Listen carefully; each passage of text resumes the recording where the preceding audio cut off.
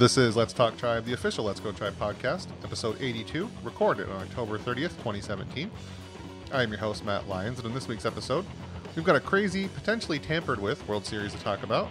We'll also talk about the potential of slick baseballs in the World Series and even like the ALDS. Talk about Indians' Gold Glove finalists and Jose Ramirez's agent being, let's just say, unprofessional. And of course, we'll answer your questions. Before we get into all that, I want to thank everybody listening live now or on Facebook or wherever or whenever you may be tuning in. Please remember to subscribe to the podcast on iTunes, YouTube, or wherever you listen to your favorite podcasts, and consider leaving a review. Joining me for all this and more, as always, is Jason Lukart. Jason, how you doing? I'm good. I'm a lot calmer than I was on October 30th last year. This time last year, the Indians were in the process of losing Game 5. So I guess there's something to be said for your team not being in the World Series. It's easier to relax. Oh, yeah, especially one like this. I mean, we'll talk about it in a minute, but it was bad enough being in the one last year. I would not like to be a fan of either team, but not being a fan of either team is really fun to watch. I don't know if you use like Time Hop or see your old Facebook posts or anything, but was it kind of depressing seeing all those come back up over the last few days? Fortunately, I don't use Twitter's the only social media I use for baseball, really. So I've been spared any reminders like that on Facebook. Oh, yeah. And now's definitely a time where I'm going to start seeing them about the losing, which sucks. Because I remember last year, it was Game 5 was really uneasy, and it was by Game 6, like midway through, I was like, all right, I'm done. I am emotionally dead.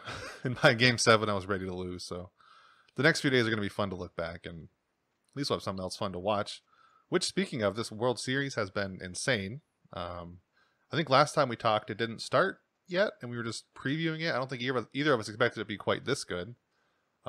Game 2 was a classic on its own that went into extra innings, and last night was, I mean, I didn't watch it. We were talking about we started recording, but it was like 5-1. I thought maybe I'll watch it, and then maybe not. I just went to bed, but I woke up and it was like 14-13, and there were extra innings and all kinds of insanity. So I guess last night was another probably better than Game 2, one of the best World Series games ever. So what do you think of so far the World Series, Jason? Yeah, I mean, like you said, a series like this is a lot of fun if you don't have a real rooting interest. All of the games, I guess, all of the games have been competitive. Though, they're all 1 or 2 run games except for Game 4, and Game 4 was tied until late. So it's been 5 competitive games. Last night's game, I don't even have the words. It was bonkers. I do. One of the things that's been talked about some today is some people felt like as much fun as last night's game was, there's also something that feels sort of off about it. Like that many home runs, that many pitchers who just couldn't get anything done. That to some extent it sort of doesn't feel quite like normal Major League Baseball. There's something a little, I don't know, maybe video gamey about it. So I think last night was great, but if every game was like that, I do think it would start to feel a little like, I don't know. Yeah, something about it. I mean, almost, yeah. I had a ton of fun watching the game. But I do think, and sort of in Game 2 too, because Game 2 there were 8 home runs. I feel like baseball's gotten a little home run heavy. A little. And so the runs don't feel quite as fantastic as maybe they otherwise would have. I mean, some of them did last night. And some of you just sort of, I was laughing because it was like, oh my gosh, here we go again. But this World Series has already set the record for most home runs in the World Series, and they've only played 5 games. This postseason has already set the record for most home runs in a postseason. And overall offense isn't actually even that high this postseason. It's just when guys are getting hits, they're home runs. Like almost 20% of the hits this postseason have been home runs. And the previous record high for a postseason was like 16%. So it's fun, but I hope this isn't permanent and this regular season also set the record for most home runs. I feel like there's an appropriate balance and there's some range for variance within that balance. But right now, I think it's tipped a little too far towards home runs. Yeah, it doesn't. I don't like I mean, it's not a good thing to say in overall, but I don't like the direction that it looks like baseball is heading. I'm hoping it'll adjust one way or the other, but I mean, right now we're looking at games that are all just the three true outcomes: you either um, strike out, home run, or why am I forgetting the last one? Walk. And then it's like 7, 8 bullpen pitchers come in, and that's not what I like. I like home runs, but I don't like a mass of them. I like seeing single. Like as frustrating as the Royals were to watch a couple years ago, that's the kind of team that's also fun if you don't hate the team so much, because I like seeing singles. I like seeing baseball things happen, and that's not at all what is happening. If the rest of the season was normal, like last year's kind of thing, this World Series would be insane and it would be unique and fun. But this is just what we've been seeing all season long, whether it's juice balls or like slick balls or whatever's going on. It's just more of the same we've been seeing, and it's exciting, but it's not as what do I look like unexpected as it could have been in any of their like if this happened last year, like 5 years ago, this would be crazy. But it's just not the same kind of baseball that I hope we see in the future. I hope if MLB has done something this season, I would hope it gets reversed one way or another. You mentioned the whole video game thing, which is a good way to describe it. But like I was playing MLB right now or a different game, this is where I would go into the sliders like, all right, I'm getting too good at something, I'm going to turn it down. And because every time I have one of these games in like Madden or MLB or whatever, I always think something's going wrong, so I got to switch the settings somewhere. And if I was MLB in a way, that's kind of what I would be doing. And sort of on that subject, Justin Verlander and Yu Darvish, they both claim the balls are slicker. They said it's the grain in the leather, it feels like. And what that would affect most is that it would be the sliders, which also those same balls were in, supposedly, in the World Series, the ALCS and ALDS. It could maybe explain why the Indians, why Corey Kluber and Andrew Miller didn't look great. The Indians did throw the second most sliders in the American League this year. But that argument kind of falls apart when the number one team with sliders was the Yankees, and their pitchers were pretty good in the ALDS. So if it did affect the Indians, it supposedly affected the Yankees too. But that's another thing. If the MLB is just throwing out weirdly constructed balls in the playoffs, that's another kind of thing I don't like. I mean, I think they denied it last I saw. I know that they denied the juice ball. I don't know if they denied the slicker balls yet, but if that's something MLB is doing, I'm not a huge fan of it, just switching balls like that. But did you see anything about that, the slick balls? And Yeah, I also saw like people who dig into I don't know if it was Pitch FX. It wouldn't have been Pitch FX. But like some of the kind of stuff that they track at Brooks Baseball, basically saying that in terms of the spin rate and that sort of stuff with off-season pitches, that there's nothing about the postseason data that makes it look like there's anything different from the regular season. So I tend to think that's not really a thing, which isn't to say the pitchers are, I don't know. I sort of feel like because home runs are so high right now that so many pitchers it feels like something has to be different. And I feel like that's one of those things where you start you convince yourself of something that's maybe not actually going on. I do think the ball is juiced, which is a different thing. And there is data that going back to, now I can't remember if it was 2016 or 2015 All-Star break, but that there's a huge spike, and baseball has said, all of these balls fall within the range of, like our acceptable yada, yada, yada. But someone pointed out that their accepted yada, yada, yada is pretty broad. And so a ball that does technically fall within the range could still be significantly different than the ball 2 years ago. So I do think the baseball is different. Not postseason from regular season, but I think just now compared to 2-3 years ago. And I hope I guess it's a tighter ball. So I guess I hope they loosen it back up a bit. Because like I said, I feel like it's tipped too far that way. That said, last night's game was bonkers. It was fun. I'm so glad I'm not a Dodgers fan, because I would have died like 5 times last night to have the lead 3 times and blow it 3 times and then lose in the end, to keep coming back and lose in the end. It was a lot like Game 7 last year, but spread out over an even longer amount of time. But as someone who doesn't particularly care all that much about the Dodgers or Astros, it was a lot of fun. Now, do you think, I'm trying to think of a way to phrase, would it be worse? Was it worse as an Indians fan being up 3-1, and then just each game is another collapse, another heartbreak? Or is it like more harder, more difficult to be like a Dodgers fan where it's going up and down and you're excited, you're sad, you're excited, you're sad? Which would you rather have? Because I mean, for the Indians, we had, what was it, like 4 games where we felt really good, and then it was just 3 total disasters. But the Dodgers and even the Astros, they're going up and down with everything. So, I mean, I think I'd prefer to be either the Dodgers or the Astros fan compared to.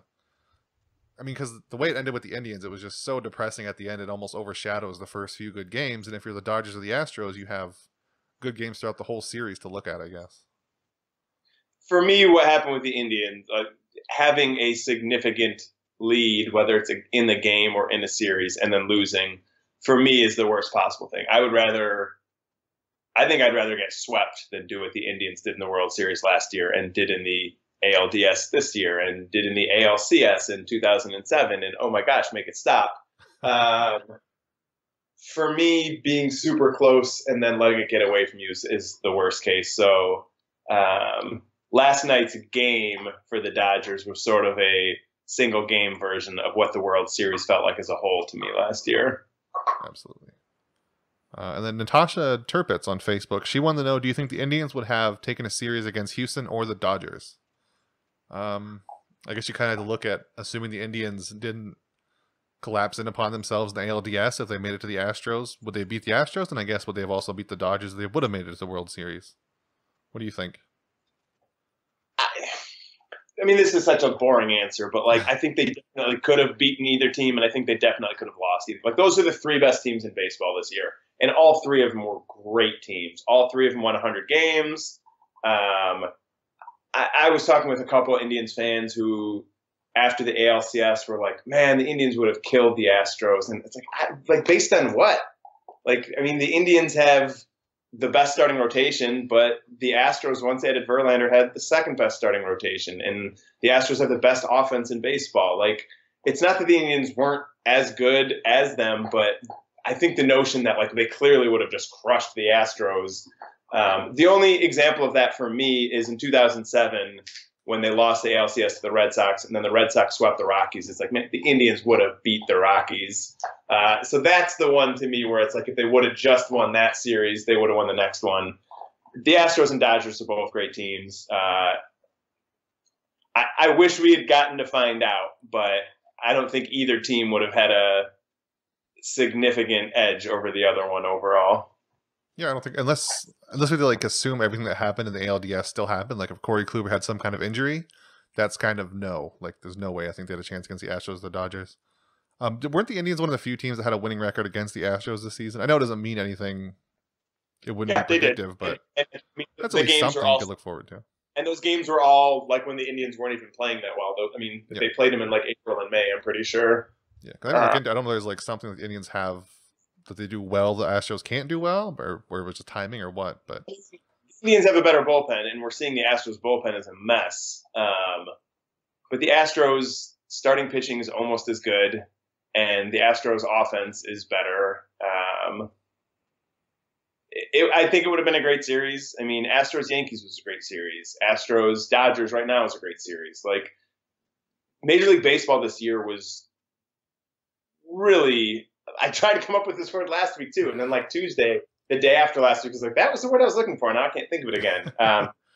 There's no parity. It's super top-heavy. There's like a small number of really good teams and a bunch of junk teams. Like there's no one who missed the playoffs in the American League that it's like, oh man, they were a great team. It's too bad they're not there. And same thing in the National League. I feel like almost every division had one great team, and then the NL West and I guess the AL East were the only teams that, I just feel like there were a lot of potential great series involving the Indians this year that they could have won. But the notion that if they had just beaten the Yankees, they'd have won the World Series last night or something like that, I think is wishful thinking that you can get away with because no one can ever prove you're wrong. I think the baseball being top heavy, that's the way I think I prefer it, the way it's been. Like we're seeing now, it produces so many better playoff series. I guess even if I wasn't a fan of a winning team, I'm pretty sure I would still feel this way. But I think it's a result of so many teams that they're going the full dismantling route and then rebuilding through the draft.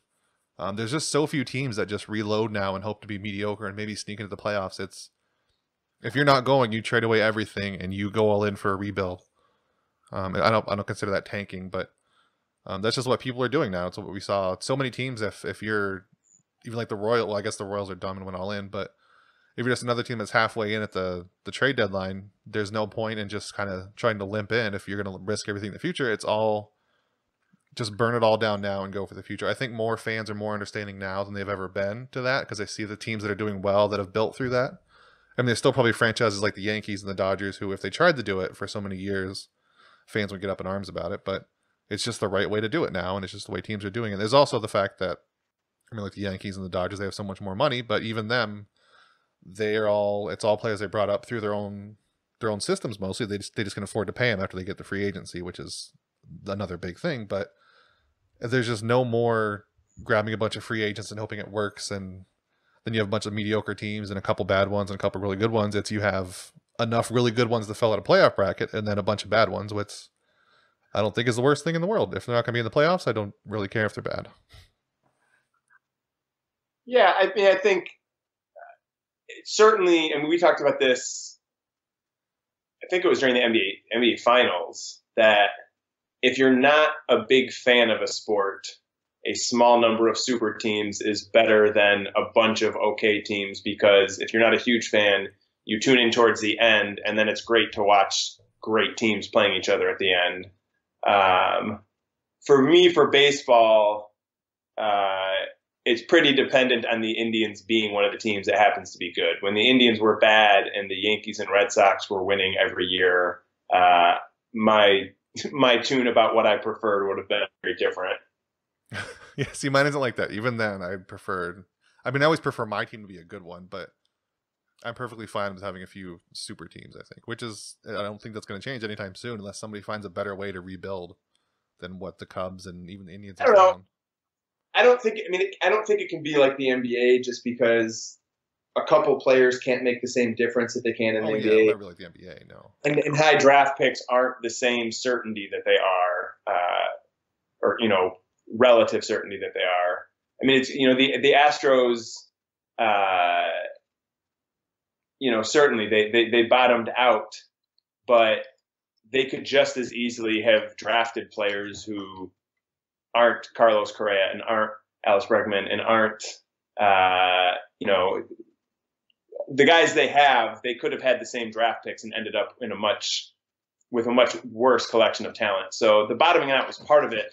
I frankly think a really smart front office is going to put together a good team at some point, no matter what. So I think it's more teams that have smart front offices, which is one of the nice things about being an Indians fan, is their front office has been really strong for a long time. So I do think we'll continue to see, teams that are really, really good. But I don't think it's moving into an NBA model where, like the Cavs and Warriors we're going to be in the finals each of the last 3 years. Yeah, it'll never be that bad. And that's one of the things I like about baseball, too, is that it takes so much skill to build a team. You can't just grab a few and do it. It's really... I mean, you can just look at the Dodgers. They're in LA. They could have had a ton of money if they wanted it, and now they got Andrew Friedman, all those people from the Rays. They also have... I think Alex Anthopoulos works for them now, too, but they have a really smart front office who've been a really smart team, and now they're in the World Series. It just happened. I like when the fact that a sport where the smart people can build a smart team makes it really fun. So our next thing here, enough World Series, we'll go back to the Indians. Gold Glove finalists were announced. I'll just kind of run them down, and we can go back and talk about them. The three obvious ones: Francisco Lindor at shortstop. He's against Elvis Andrus and Andrelton Simmons. Jose Ramirez is actually nominated at third base against Manny Machado and Evan Longoria. Yan Gomes at catcher against Martin Maldonado and Salvador Perez. And the maybe surprise, just because it's his first full year at first base. No, I guess last year was his first full year at first base. But anyway, he's up against Eric Hosmer and Mitch Moreland. So yeah, Jason, I imagine you have to be happy about the Carlos Santana one, and I think it's pretty well deserved. Yeah, I mean, I do too. I think it's largely well deserved because there aren't like standout defensive first basemen in the American League. But he's turned himself into a solid defensive first baseman. And, I don't get too worked up about the Gold Gloves because in a lot of ways they're sort of silly and arbitrary in a way. But certainly it was fun to see him there. And all four of the guys. I mean, it's even the stuff I don't super buy into. It's still fun to see Indians guys chosen for it. And yeah, absolutely, Santana was the most fun for me since he's my favorite on the team. And it sort of feels like another FU to all the people who have criticized him over the years. I do agree to a point that it's because there's no great defensive first baseman. I mean, Mitch Moreland was pretty good, but Aaron Hosmer was abysmal. He's just there because I have no idea, but he's not going to win. But I think he's been pretty good. It's not just the fact that there's no other good first baseman. He was a legitimately good defensive first baseman this year, I think, which is a huge step up compared to even like last year when he was a first baseman, or God help us when he was a third baseman or even a catcher. So that's been quite a transformation. And the fact that he can stand in the outfield and not be a total disaster. So I don't know. I hope that doesn't help him with free agency because I hope the Indians get him. But if it does, go Carlos. Well, I mean, just touching on how the Gold Gloves work, though. I mean, you said Hosmer wasn't any good, so he's not going to win. I agree he wasn't very good this year. I also think he's going to win because I think that's how the Gold Gloves work. Like, I think if you want to figure out who's going to win at every position and you know nothing about any of them, whoever's won the most of them before, I think that's where you put your money. Because I think, however the voting plays out, there's a certain amount of just sort of momentum with it of like, oh yeah, he's won Gold Gloves before, he's a good defender, so I guess we should vote for him. And so the same guy ends up winning, and he's won 3 of them before. Same thing, I think Perez probably wins at catcher, and maybe he was better back there than Gomes and Maldonado, maybe he wasn't, but I feel like when in doubt, go with a guy they've given it to before. So then what about shortstop, do you think? Because obviously Francisco Lindor won it last year. Did he win it last year, or did Simmons? I think Lindor did. Yeah. Yeah, but this year, I mean, it's by statistics, it's Simmons by like a mile. He's first among AL shortstops with 32 defensive runs saved. Lindor is the second with 5. So that's a minor difference. That's like Lindor last year is what Simmons is. But I mean, Lindor has the name recognition. He has the fact that he won it last year, and his team was in the playoffs. So all those things that aren't defense could end up winning him the Gold Glove, which, as much as I live Lindor, I don't think is entirely fair because Simmons has been amazing on defense, and even his bat was a little bit better this year, which again is another thing that shouldn't affect it, but it does. All of the things that could keep Santana or Gomes or Ramirez from winning are what could let Lindor win again. And he's a great defensive shortstop. Simmons is the best defensive shortstop in baseball. Like there's no plausible question about that for anyone who's really looking at stuff. I'm not going to cry any tears for him if Lindor wins. I'll be happy for Francisco. But Simmons is the best shortstop in baseball defensively. Yeah, I mean, last year it was close with Lindor, but this year it was sort of a down year defensively for Lindor, and it wasn't even close. Ramirez is interesting that he's at third base with Machado and Longoria. I don't know. I'm not that interested in that one. I don't think Ramirez is going to win it. I think probably Longoria, just again, like all the things we just listed. I don't think it's going to be Ramirez, or it even might be Machado, but I don't think it'll be Jose, especially also because he moved to second base, which that might come into voting. But speaking of Jose Ramirez and second base, his agent, Rafa Nieves, through the Wasserman Media Group, who represents Jose Ramirez, I believe they do or did represent Edwin too. Maybe they don't anymore, but I thought that name came up before. Anyway, in a tweet response, MLB Trade Rumors, they had a post that said, basically, what should the Indians do with Jason Kipnis? And Nieves quoted the tweet and said, a nice little trade with Toronto. So basically, he's just saying he doesn't want, but he just said the Indians should trade him to Toronto. And obviously, that's a little weird because Jose Ramirez and Jason Kipnis are teammates, and Nieves represents Ramirez. I'm sure I hope anyway, this doesn't cause anything in the clubhouse if there wasn't anything already, but it's just kind of a dumb thing that happened in the offseason on Twitter. Do you carry any weight with it? I mean, in terms of it being like a pretty weird thing for an agent to have done, it feels like something like Jose Ramirez's cousin might tweet, or just some random fan. But to be an agent and to be that unsavvy is just, I don't think it's a big deal, but it's sort of an awkward thing. And I also find myself wondering, like, why Toronto? Like, when he was putting the tweet together, like, was there a particular reason it was Toronto? I don't think Toronto really needs a second baseman, do they? I can't think of they have, but I don't think they need one. That is just a random choice, I guess. Jose Ramirez is a better player than Jason Kipnis at this point. Yep. I feel like all of the Kipnis shouldn't be the second baseman anymore stuff got blown up really big in a hurry for reasons I don't totally agree with. Just because the difference is really, do you want Urshela at third base, or do you want, and next year I don't even know who it will be because of, potential free agent losses, whoever else in the outfield. And Urshela just can't hit. His defense is nice, but I don't know why there's such a strong push to put together a lineup that has Urshela in it when he's been a terrible hitter at the major league level. I'm not convinced that the Indians' best lineup doesn't still have Kipnis at second base to keep Ramirez at third and keep Urshela out of the lineup.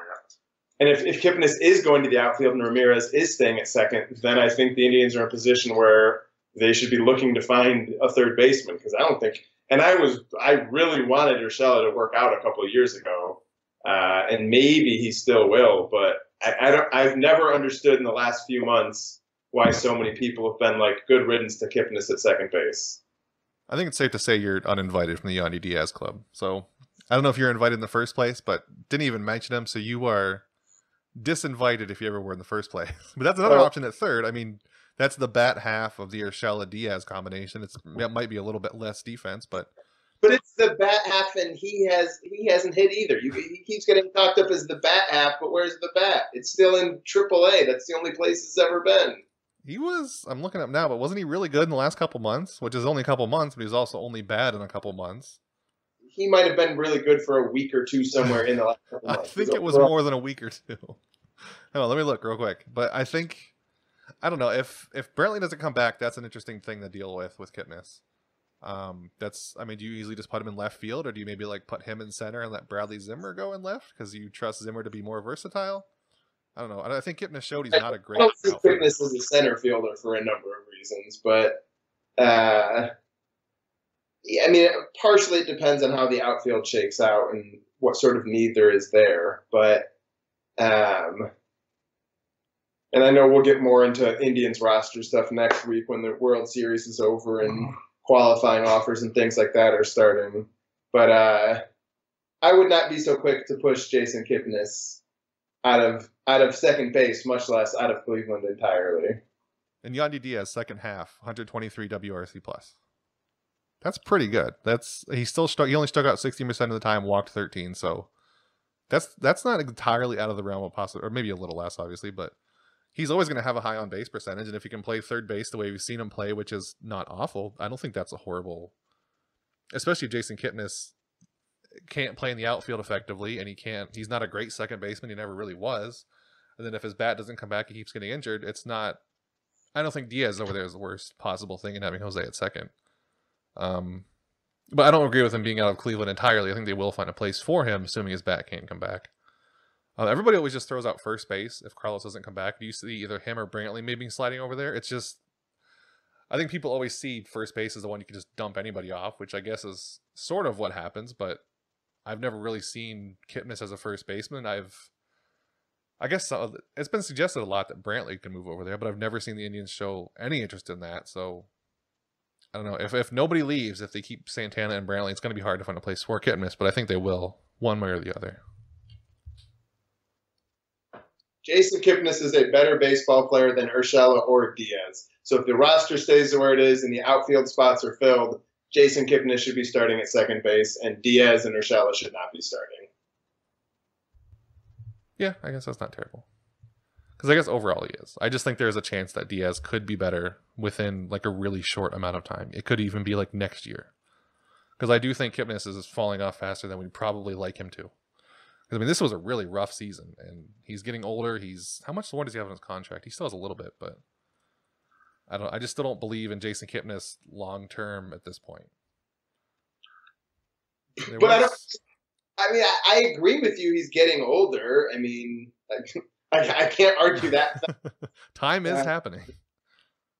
But like, you're talking about how rough his season was, and his offensive numbers were the same as Yandy Diaz's. So like, I'm just not sure why Kipnis, who has been good in the major leagues, is written off, and Yandy Diaz is just assumed to be a better option when the best we've seen of Yandy Diaz was his 180 plate appearances this year, in which his offense was comparable to Jason Kipnis in his really rough year. I feel like there's this like rush to look for something shiny and new that I don't think we really have a major league track record to think it's going to be any better. I think Kipnis bounces back, and he's not going to be an all-star ever again, I don't think. But I would bet on him putting up better numbers overall than Urshela or Diaz next year. That's fair. I think we can all agree, though, that Rafa Nieves did a really stupid thing. He deleted it shortly after, and that just seems like the thing you say, like, to your other agent friends. Like, you look at it and you show them the article and say, "They should trade him to Toronto," haha. But you don't tweet that. That was really dumb. Sort of a related question. At Clee Owlbears, he wants to know if we don't keep Brantley, who we might aim for internally or externally to replace. We'll talk about more roster stuff next year, but I figured we can at least sort of give an idea on maybe what the Indians could do to replace Brantley if they don't bring him back. I think probably next week we'll get into debating if they should bring him back, but let's just assume for now they don't. Is it kind of a thing where you just throw, I don't know if you throw Kipnis out there, but I guess maybe go for Jay Bruce again? You just kind of work with Greg Allen and Bradley Zimmer, but do you see the Indians, if Michael Brantley doesn't come back, do you see them going somewhere internally to get something else or just something internal? No, I think if Brantley's not back, the left fielder is someone who's in the organization right now, whether that's bringing Jay Bruce back for less money than he's been making. Although I don't mean as many home runs as he hit this year, he might be pricing himself out of the Indians. What I expect to be relatively modest budget this offseason. The Indians aren't going to make they're not signing an Edwin Encarnacion this offseason. So I think whoever it is, it's someone we've seen before.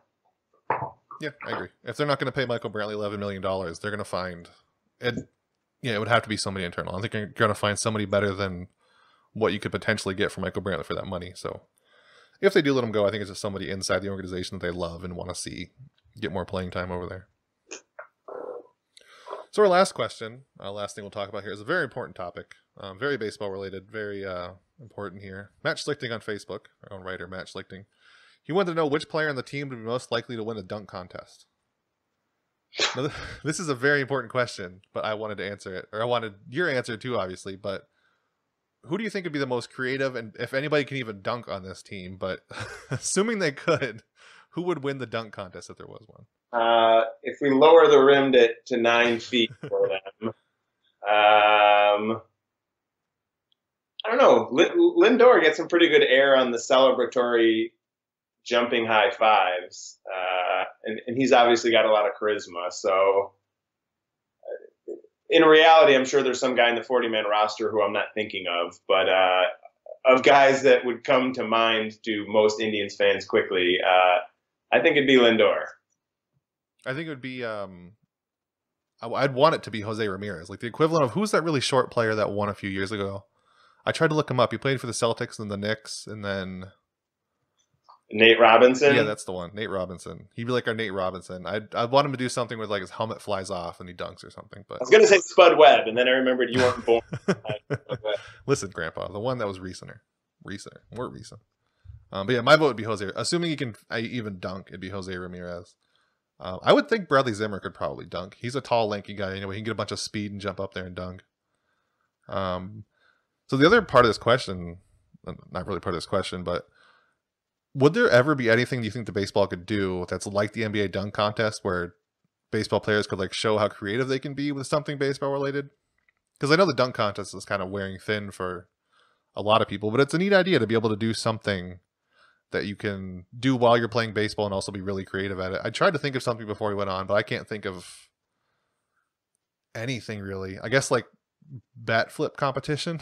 I don't know, but anything that comes to Yeah, mind for I you? don't feel like the skills in baseball lend themselves to that kind of creativity very well. I mean, I think they could certainly do skills competitions, like outfielder throwing contests and stuff like that.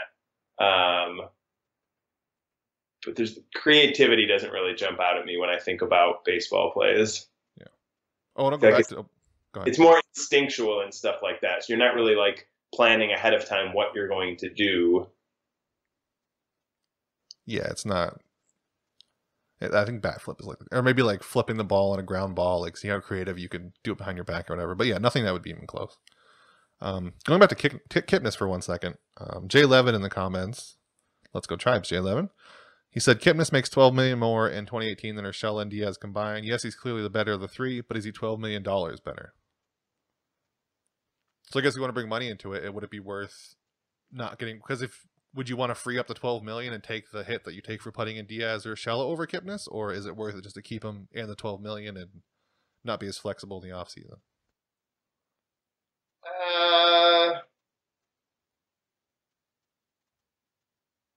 Yeah, I mean that's a fair point. I still feel like I would stick with Kipnis if only like. I mean, at that point, it sounds like Jay's saying as a salary dump, just to free up the money. And I guess I'm not at the point where I'm willing to view Kipnis that way. And I don't anticipate they'd get much back for him either. But I guess given that I'm talking about limited offseason spending, freeing up the money is valid. I guess then, now we're into me trying to figure out what free agents are out there. So I guess we need to revisit this next week once I've looked at who the possible options would be. Yeah, because you're dumping money and not knowing who you're buying with it. That's kind of not smart. Because I guess what that brings me back to is what I'm really saying is I don't think Urshela or Diaz is a major league starter right now. And so Kipnis, I think, can be. But Jay's right. There could very well be a better use of that additional $13 million. So, Jason, what are you doing this offseason to keep away from baseball? I don't know, I just wanted to bring that up. I don't have anything. I'm not keeping away from baseball. I know you've been tweeting about hockey, but baseball's still happening. So I can let you know what I'm doing to stay away from baseball. I'm pathetic and didn't watch last night's World Series. I will watch everyone from now on because they're elimination games no matter what. And I will watch elimination games of literally anything, but after that, it's hockey for me. In the winter, that's always been the winter. I don't like basketball or football, but any other sports that you watch really? No, not anymore. I mean, I used to watch everything. I don't watch any regular season sports except for baseball anymore. Fair enough. So next week we're going to talk. We'll probably get into more roster stuff. The World Series will be over by that point, so we will be in full off season, what the Indians should do, what they've done, kind of mode. So until then, we'll talk to you guys next week.